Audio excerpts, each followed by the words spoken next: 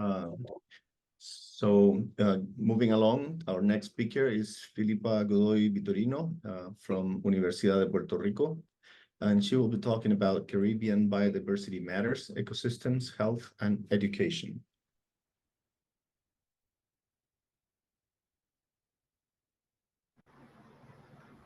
Hi, thank you so much for your presentation, Rodrigo, and thank you, Bea, for inviting me. I had the great pleasure to meet Bea at the ISME meeting in Argentina last August. And thank you for the vote for considering to showcase some of the research that we're doing in the Caribbean regarding the microbiome. Are you seeing my share screen? Yes, looks great. The full slide? Okay. Yes. So I wanted to talk a little bit of what we're doing in the lab regarding conservation and human microbiome, but I also wanted to give a message that we need to stay together to move along the agenda for studying microbiomes in Latin America. So just wanted to say that I have no conflicts of interest. And this is our lab. It's a microbiome stewardship lab. It's basically, as most of your labs are, a bridge between the microbiome, ecology, and using omics to understand these profiles and the functionality of these microbiomes.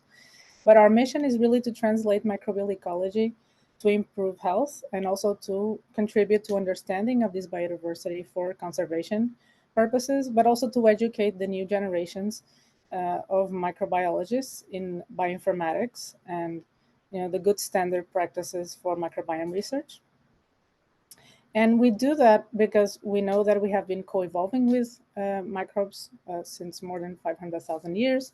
We are allobionts, and this stewardship, who was first come to my attention through Raquel Peixoto work, is basically looking in a point of view that we, like a One Health point of view, that we look at human microbiome and also how we can protect and conserve and restore the microbiomes of the environment.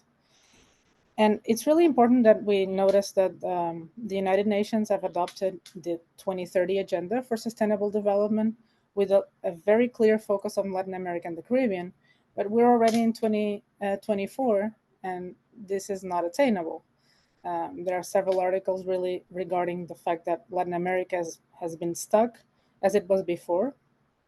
We're looking at, the loss of biodiversity, mass extinction of species, not only microbial species, but animal species, like sea urchins. And I'm going to give a little bit of information of what we know about that. And in the Caribbean, we've seen a lot of health disparities, especially in the last 10 years, not only in women's health, which is one of our most important interests in the lab, but also in asthma, colorectal cancer, metabolic diseases. So it's really essential that we stick together in understanding how the impact of this biodiversity loss is affecting our health, and characterizing really, the microbiomes of healthy peoples and people with disease, so that we can develop measures and new probiotics. And this is just an example of what has been happening. In 2022, there was a massive die-off of the black sea urchin. Scientists have now shown that there's most likely a reservoir in the soil of a parasite that killed these animals. We are seeing in Puerto Rico that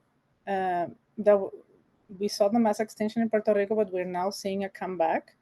And we have also characterized how the microbiome changed because we had studied healthy sea urchins prior to this die-off. And in terms of immune health and human health, we've seen an increase in cervical cancer. We've seen an enormous increase in asthma mortality. Puerto Rico is one of the areas in the world that has higher incidence of asthma. We see an increase in metabolic syndromes, inflammatory bowel disease, type 1 diabetes. And we've also been involved in characterizing the homes that have been impacted by hurricanes. And we've seen an increase in fungi that contribute to this asthma and respiratory diseases. looking really quickly, because I know it's just a few minutes of presentation, I wanted to convey that we got an NSF Rapid Award to study the outbreak of the diadema sea urchin, the black sea urchin. And we had collected healthy animals in 2019. We had public data sets for that. And we wanted to compare to the first animals that we captured that were dying or were dead. And we looked at the composition, and it's totally different between, in green is the healthier 2019 animals, and in red, here in the right-hand side of the beta diversity plot, we see the diseased ones captured in 2022. And we see a significant increase in diversity, in alpha diversity, both in the healthy and the diseased animals in 2022. And using a FAPROTAX approach, the functional prokaryotic annotation approach, we saw an increase in the diseased animals of human gut-associated microbes. This is just a flavor of what our data is showing. We are preparing a manuscript to be published soon. So as you have already been hearing during the day, we have been in constant loss of microbes that are protective, and in turn there was a resurgence of immune-related diseases associated with modern lifestyles. And in Puerto Rico, what matters are most of these diseases that I mentioned before. And the causes, the perturbations that cause these diseases can obviously be antibiotic use and medications, stress, living indoors, processed food, and even oral sex as one of the main focus on our work. It's vaginal health, and we've seen the impact of oral sex in the vaginal microbiome. And the first thing that we noticed regarding oral sex was the fact that we looked at a cohort of patients with head and neck cancer, and we noticed there was a lot of vaginal lactobacilli in the biopsy samples from these patients, and the patient saliva from healthy patients had no lactobacillus. When we looked at the Human Microbiome Project data, looking at mid-vagina and vaginal introitus, we see that these bacteria match the ones that we found in the head and neck cancer patients. And with this in mind, we've been doing a lot of research on vaginal microbiome and oral sex in pregnant women and non-pregnant women, and we've seen similar profiles, including oral bacteria in these biotic vaginal profiles. So the perturbations that could lead to imbalance in the vaginal microbiome include medications, smoking, drinking, the use of cups or tampons, the vaginal douches, which are very common in Hispanic women, and even the transmission of sexual infections like human papillomavirus.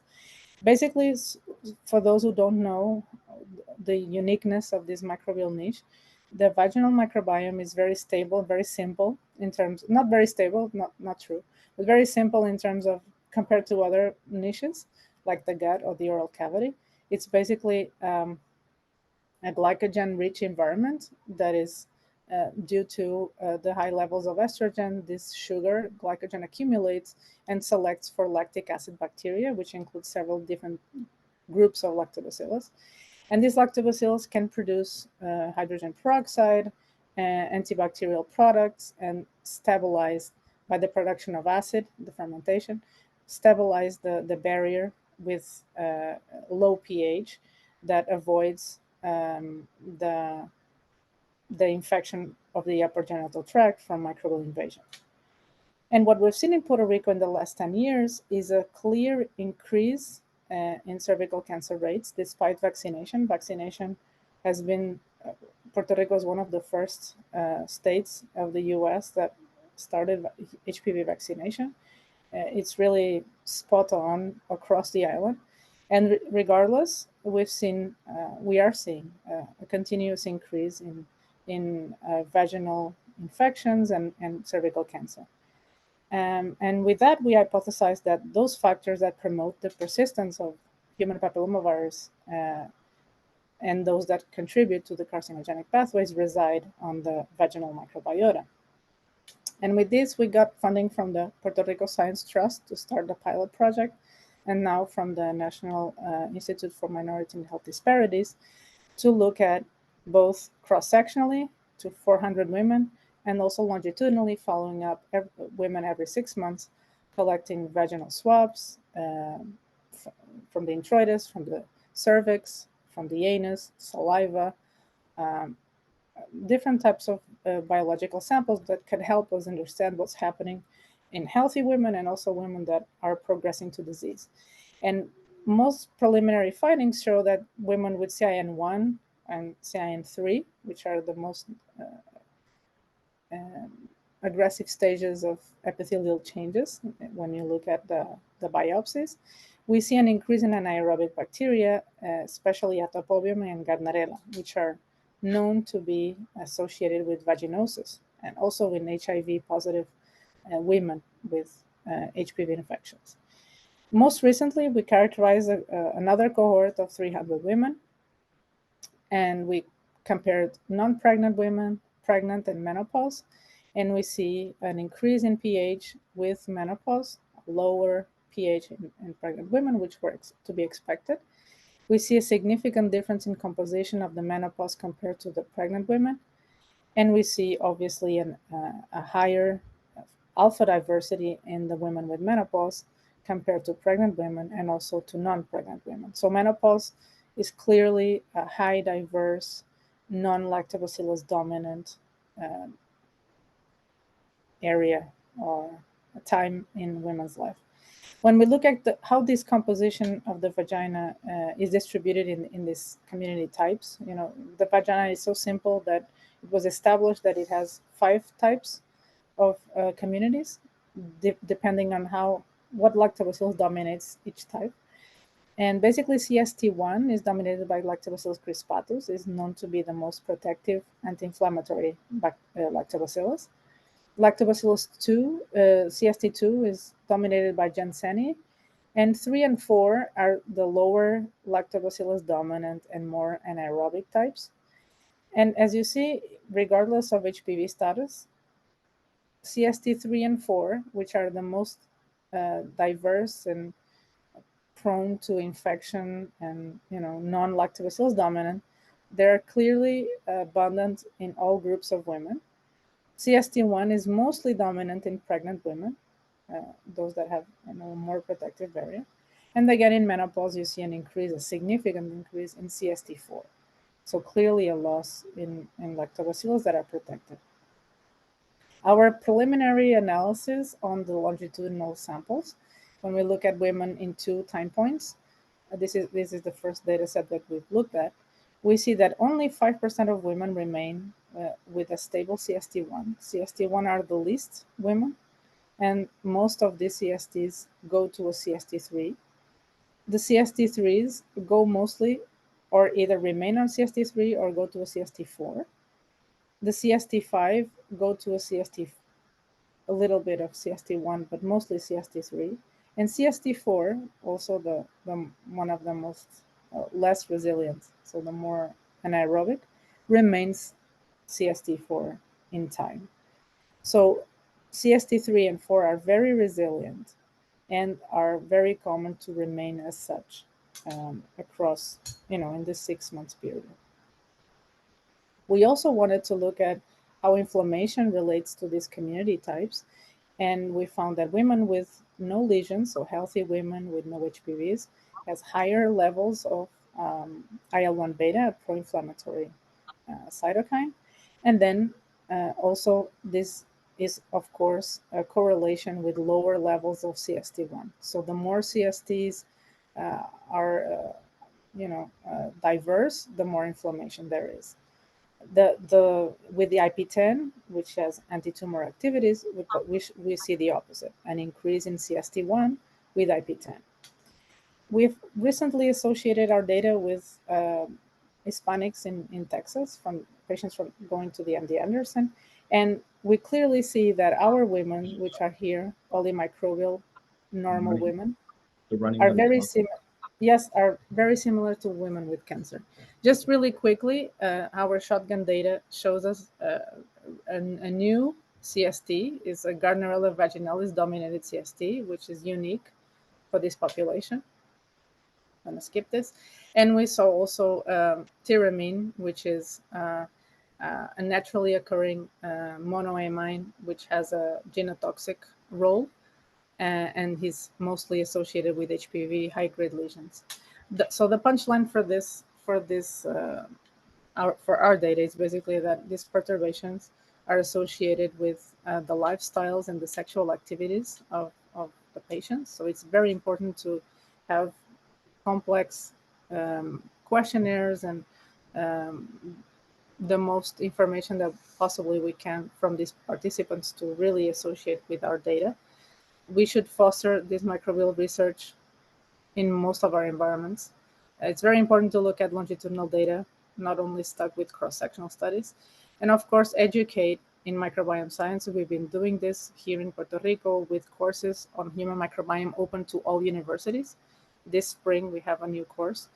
But we need to strengthen our collaborations across Latin America, and we need to focus together on publishing in high-impact journals our data sets. With this, I just wanted to acknowledge my students and my collaborators, and thank you for your time. Thank you very much, Filipa.